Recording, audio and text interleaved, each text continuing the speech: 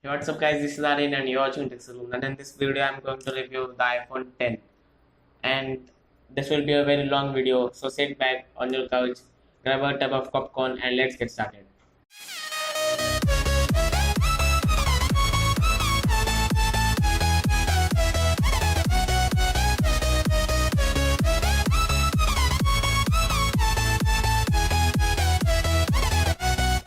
And I'll divide this video in the pros and cons, and I'll not mix the pros and cons because last time it was pretty boring.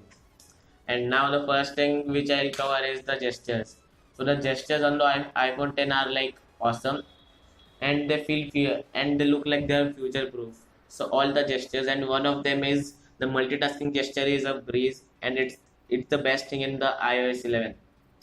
And the gestures, they are just future proof, and they just like the experience is enhanced by the gestures. And now the notch.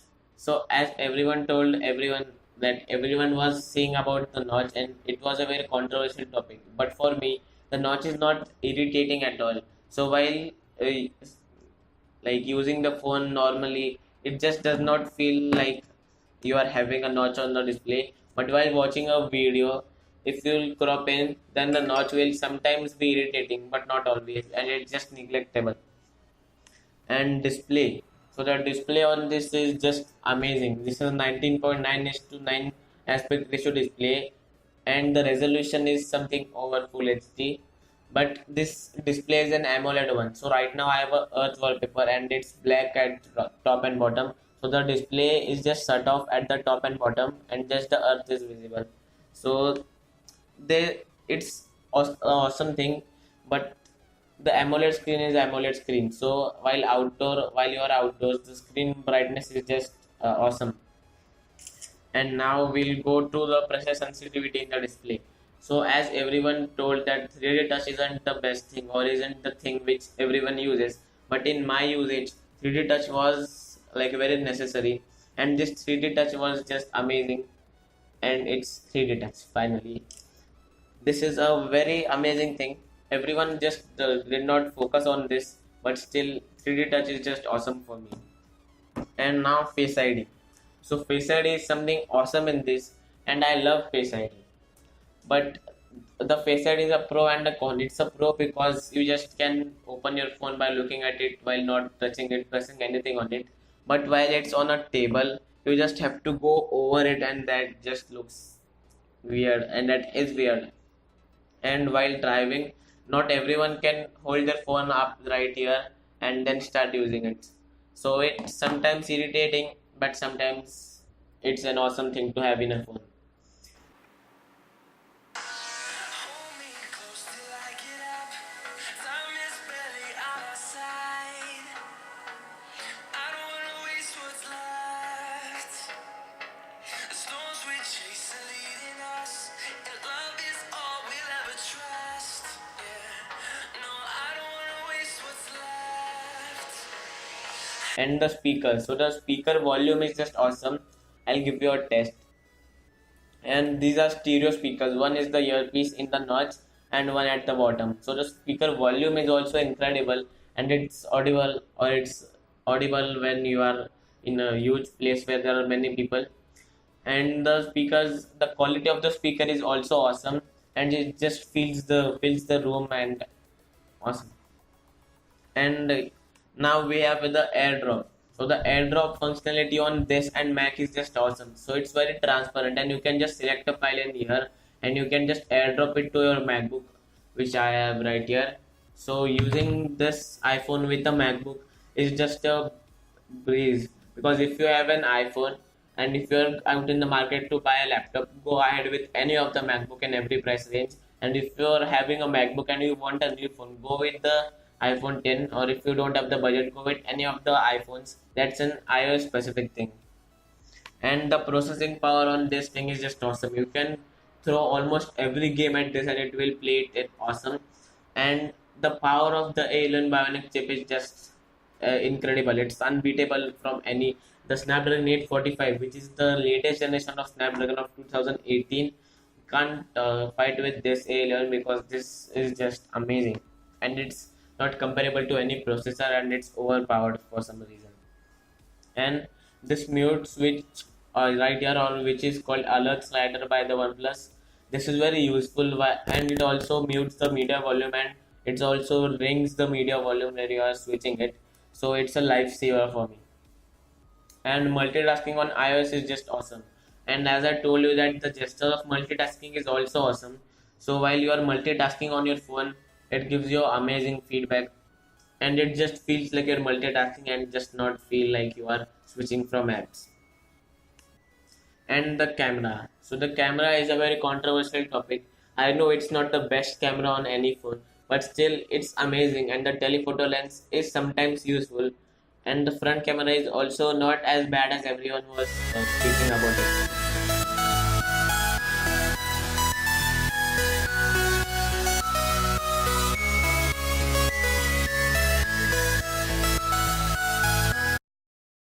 So as everyone like MKBHD, Jonathan Morrison, I saw all of their reviews. They were just like the front camera is not that great. But in my usage, my Instagram profile picture is also clicked with this iPhone 10. So the link is in the description. Go follow me. And so the front camera is awesome, but still sometimes in low light it's very grainy and it's just not an acceptable picture. So if you are in daylight, this front camera will give you amazing quality. And now after camera comes the battery life. So the battery life on this is awesome. In the overview and impressions video I said that the battery life was incredible because that was the first gen, it was used like hell. And right now I can get around 6 to 7 hours of screen on time with this and it's amazing for iOS device. And this phone just performs amazing in battery life, but there's also one more con with this which I'll mention later. But the battery life, it will last you a full day, but on the next day, like you can start your next day with like 40% of charge. And now one more pro that the standby time on iPhones is just awesome. So it can stand by like if you charge it to 100% and if you keep it while you're sleeping and if you wake up, the battery percent will be just like 96 to 97%. And now comes Face ID in the con section. So as I told you that while you are in a car or while you are driving a car, it's just not the thing which you can open like this. You can't just pick your phone up to your eye and not see front while driving. So it's not awesome. So this is not the best replacement for Touch ID, and I think that the Touch ID will come back from next iPhones. And notification system on iOS is just a mess. So if we want to watch notification, this is how it will look. There will be 1 lakh notifications from every, like from WhatsApp. If you have 10,000 of notifications, it will show you 10,000 groups of notifications. So this is just not acceptable, and we are waiting for a new notification system in iOS from a lot of time. And now, like I'm using this right now with a transparent case, which not everyone likes. So if you use it like this, it will look amazing, you will feel awesome, but it's slippery as hell. Because if you like hold it in your hand, 90% of the times you'll be worried that my phone will slip out of my hand because of the glass back. So if you're in a humid region, then that will not be a problem because this will grip easily in a humid region. And now the notch. The notch is not like, it just feels awesome, but while you are like in social media applications like Insta, Facebook, then that will not be a big issue. But while you are on YouTube and you are watching a video and you crop it in, then the notch will sometimes be irritating. But if the background of the video is black, then it will just sink in.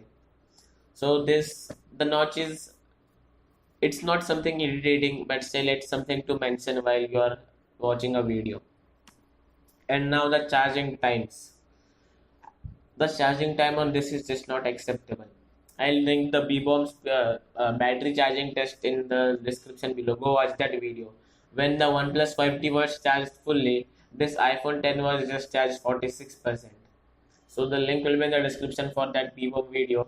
Go ahead and watch it. You will get a good idea of the charging time. So in my usage, this approximately took 3 hours to 3.5 hours to charge fully, or 2 hour 45 minutes. So if you are like having a lot of applications open in the background like Facebook, Instagram, then this will take a lot more time to charge. So while you are charging this phone, go ahead and shut off the Facebook and Instagram app because they take a lot of battery. So all in all, this is a very well built phone, and the build quality wise, it's not a con, but it's not a pro because it's heavy for a 5.8-inch phone. So this is my normal Xiaomi phone, and this is the phone. This is a 5-inch phone, and the weight of this is just 143 grams, but the weight of this is somewhere close to 190 or 184 or something. So this just feels very heavy, and while you are watching video lying down, so this feels sometimes a lot heavier than it all already is, and you will never block this bottom speaker.